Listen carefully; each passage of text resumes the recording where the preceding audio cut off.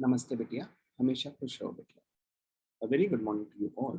Myself, JVN Dr. Ravi Jain, Assistant Professor, Department of Practice of Medicine, and Faculty of Homeopathic Science at Jyoti Vidyapeeth Women's University, Jaipur. In this series of lectures, we are going to start with a new topic of adrenal gland. In the last lecture, we have discussed about the various diseases of the thyroid gland, and today we are going to start with the diseases of the adrenal gland. What is an adrenal gland? Where it is located?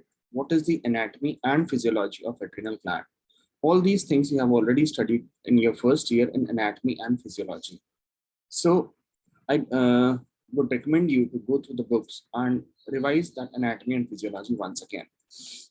The anatomy and physiology is also mentioned in the Practice of Medicine book in the starting of the particular topic. So it's my recommendation to go through the particular topics. I have also uploaded in the e-notes the picture of the anatomy of the adrenal gland, where it is located. So you can also take the help of that particular picture. And also I have given some introduction about the adrenal gland. So in today's lecture, it will just be an introductory lecture about the adrenal gland. And we are going to revise what you have studied in the past. So let's start with the adrenal gland. Then we are going to discuss with the diseases of the adrenal gland. The most common diseases that is asked in the examination related to the adrenal gland is the Cushing syndrome and the Addison's disease. So both of these diseases we are going to study in this lecture, in this particular series of lectures. So let's start with the introduction to the adrenal gland today. So what is an adrenal gland? Adrenal gland is a gland that is situated on the kidneys or above the kidneys. So there is a pair of adrenal gland, both on the right and the left kidney. And the adrenal gland consists of adrenal cortex and adrenal medulla.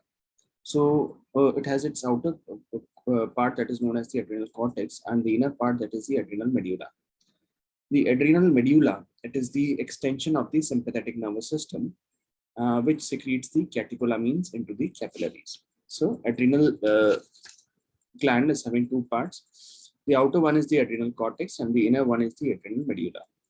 The adrenal medulla is the extension of the sympathetic nervous system, which secretes catecholamines into the capillaries. The adrenal cortex is made up of the cells which secretes cortisol and adrenal androgens.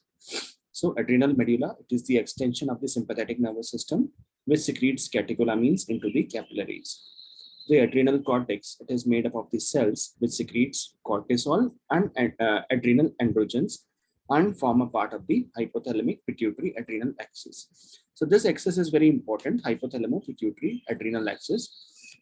This you must all have studied in the physiology, and it's the time to revise this particular axis because it is having a very important function in the body, that is hypothalamo-pituitary adrenal axis, that is also known as HPA axis, and is also responsible for development of different type of diseases if there is any abnormality in this particular axis. So adrenal medulla, it is the extension of the sympathetic nervous system which secretes catecholamines into the capillaries.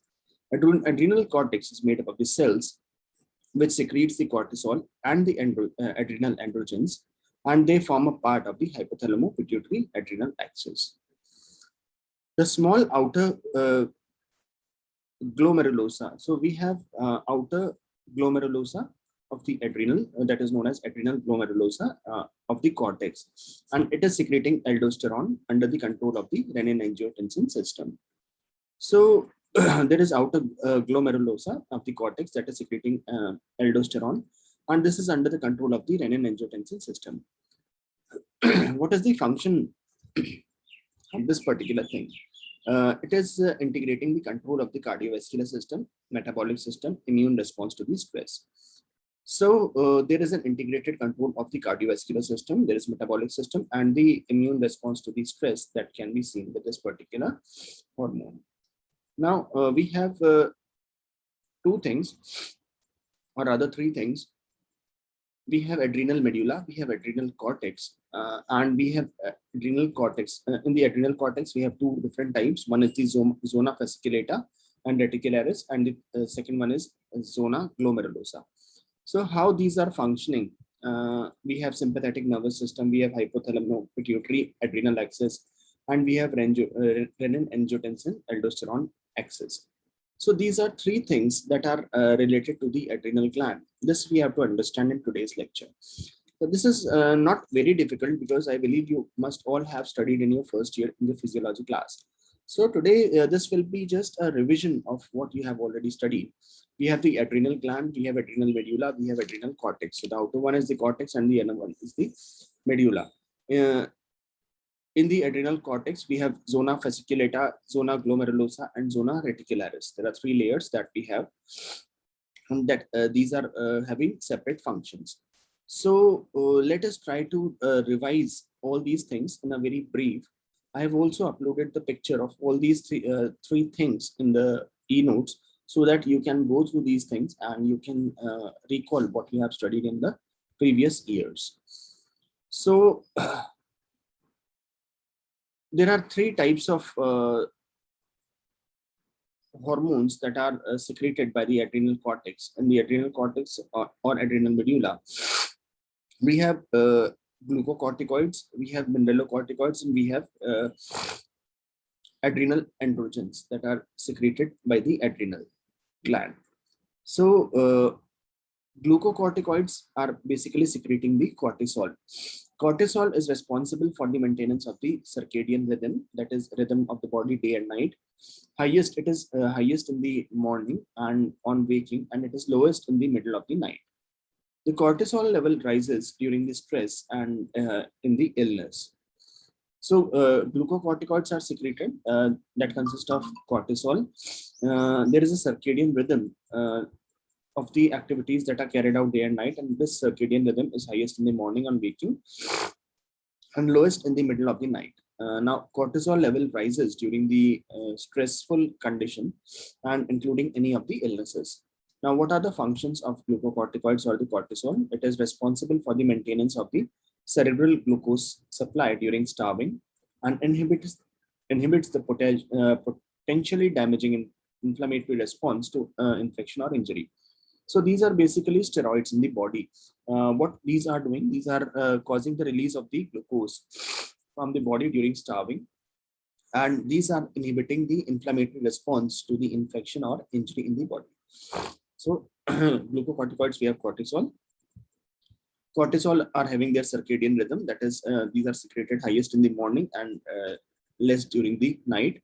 And the level of the cortisol or the glucocorticoids increases during the stressful activity, and it includes any illnesses. The function of the glucocorticoids is to maintain the cerebral glucose supply during starving, and they are inhibiting the potentially damaging inflammatory response to the infection and to the injury. The second variety is the mineralocorticoid, which includes the aldosterone. Aldosterone binds to the mineralocorticoid and receptors in the kidney, and these are causing sodium retention and increased excretion of the potassium and protons. So glucocorticoids was related to the cortisol. Mineralocorticoids, it is related to the aldosterone. Aldosterone, it is binding to the mineralocorticoid receptors in the kidneys, and these are causing sodium retention and increased excretion of the potassium and protons. So mineralocorticoid or the aldosterone is causing sodium retention in the body, and that is increasing excretion of the potassium and protons.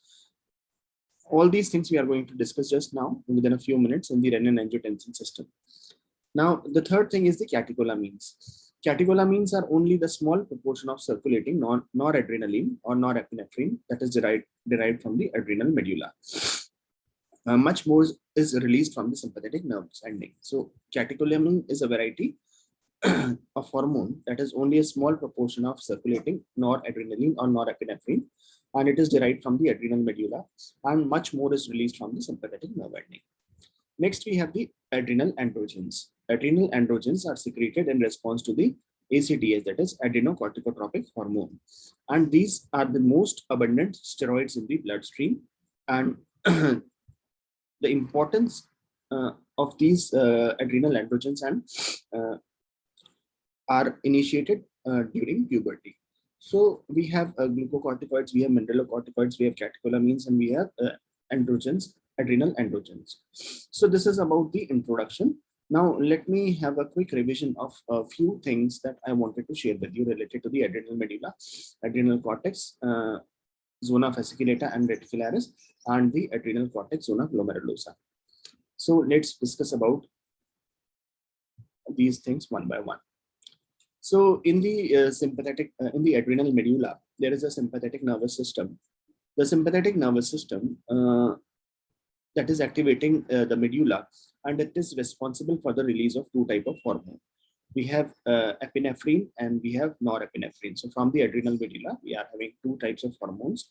One is adrenaline or epinephrine, and the other is the noradrenaline or norepinephrine. Adrenaline is responsible for the beta androreceptors, and this causes vasodilatation, tachycardia, and insulin resistance. So in the medulla, adrenal medulla is secreting two types of hormones, epinephrine and norepinephrine. The epinephrine is causing, it is stimulating beta adrenoreceptors, and it is also stimulating alpha adrenoreceptors. So about alpha adrenoreceptors, alpha adrenoreceptors are controlled by both epinephrine and norepinephrine, and these are responsible for the vasoconstriction. So basically, norepinephrine is causing vasoconstriction through the alpha adrenoreceptors, and adrenaline or the epinephrine is acting through the beta adrenoreceptors, and these are responsible for vasodilatation, tachycardia, and insulin resistance. So these are the functions, three functions of the medulla. Medulla is secreting two types of hormones, epinephrine and norepinephrine. Mainly norepinephrine and some part of the epinephrine is responsible for the stimulation of alpha adrenoreceptors that is causing vasoconstriction. Mostly, all of the epinephrine is also stimulating adrenoreceptors, beta adrenoreceptors that is causing vasodilatation, tachycardia, and insulin resistance. Next, we come to the adrenal cortex with zona fasciculata and the reticularis. Now, it is acting through the hypothalamo-pituitary adrenal axis, that is HPA axis. The adrenal medulla was acting through the sympathetic nervous system. All right, this we have to remember, keep into mind. So, sympathetic nervous system was causing vasoconstriction, vasodilatation, tachycardia, and insulin resistance through the medulla. Whereas adrenal cortex, zona fasciculata, and reticularis is acting through the hypothalamo-pituitary adrenal axis. Now, what is happening in the hypothalamo-pituitary adrenal axis? As the name suggests, hypothalamus is involved, pituitary is involved, and the adrenal axis is involved. So, from the pituitary, there is secretion of the ACTH. ACTH is acting on the adrenal cortex, and adrenal cortex and zona fasciculata and reticularis. These are secreting two types of hormones. One is the androgens, and second is the cortisol. We have just discussed about these things a few moments earlier. So androgens are stimulating the androgen receptors, and these are responsible for the development of the secondary sexual characters to the hair, example pubic and axillary, and also development of the libido, that is sexual drive in females. So the cortex, zona fasciculata, and reticularis are acting through two types of hormones. One is the androgen and the second one is the cortisol. And these are acting through the hypothalamo-pituitary adrenal axis or HPA axis. So androgens are responsible for the androgen receptors that are leading to the development of hairs, that is pubic and axillary, and libido, development of libido in females. The cortisol is acting at the glucocorticoid receptors, and these are responsible for the metabolic regulation, that is the protein catabolism, insulin resistance. These are also acting as immunomodulation, cardiovascular regulation with the raised blood pressure, CNS action, example increased appetite and impaired memory. So the cortisol is acting through the glucocorticoid receptors that is causing metabolic regulation, which includes protein catabolism, insulin resistance, immunomodulation, cardiovascular regulation, example raised blood pressure, CNS actions, example increased appetite and impaired memory. There is also a negative feedback mechanism at the level of glucocorticoid receptors that are producing a negative feedback to the pituitary gland for the secretion of the ACTH. The ACTH through the pituitary, there is also responsible for the beta LPH that is responsible for the pigmentation. Now, this was about adrenal medulla and adrenal cortex and zona fasciculata and reticularis. Now we come to the adrenal cortex through the zona glomerulosa. So the zona glomerulosa is acting through the renin-angiotensin-aldosterone axis. So first of all, in the adrenal medulla, we have studied about the sympathetic nervous system, adrenal cortex with zona fasciculata and reticularis. We had hypothalamic pituitary adrenal axis, and through the adrenal cortex, we have in the zona glomerulosa, we have renin-angiotensin-aldosterone axis that is acting through the kidneys. Now, what is happening in this particular thing is, from the juxtaglomerular apparatus, there is a release of the angiotensinogen. Angiotensinogen is affecting the renin, and it is converting into angiotensin 1 into angiotensin 2 through the ACE enzyme, angiotensin converting enzyme. Now, it is acting on the cortex of the zona glomerulosa, and it is producing aldosterone. Aldosterone in the kidney is causing retention of the sodium and excretion of the potassium and metabolic alkalosis. So there is low renal perfusion with high filtration of the sodium, high potassium, and sympathetic activation. That is known as the renin-angiotensin aldosterone axis. So this is all about the adrenal cortex. Now, I would request you to go through the e-notes and also the anatomy and physiology of these topics, because until and unless you won't study the anatomy and physiology of this adrenal axis or the adrenal gland, it will be very difficult for you to understand this particular topic. So this was all for today. You have a lot of homework to go through the adrenal gland, and you have to learn the anatomy, the physiology, the functioning of the adrenal glands, both cortex and the medulla, and zona glomerulosa, fasciculata, reticularis, and also the medulla part. So you have to learn the anatomy and physiology, and then we will be starting with the new topic of Cushing syndrome in the next lecture. So this was all for today. This session is powered by Digital Version 2.0, Jyoti Vidyapeeth Women's University.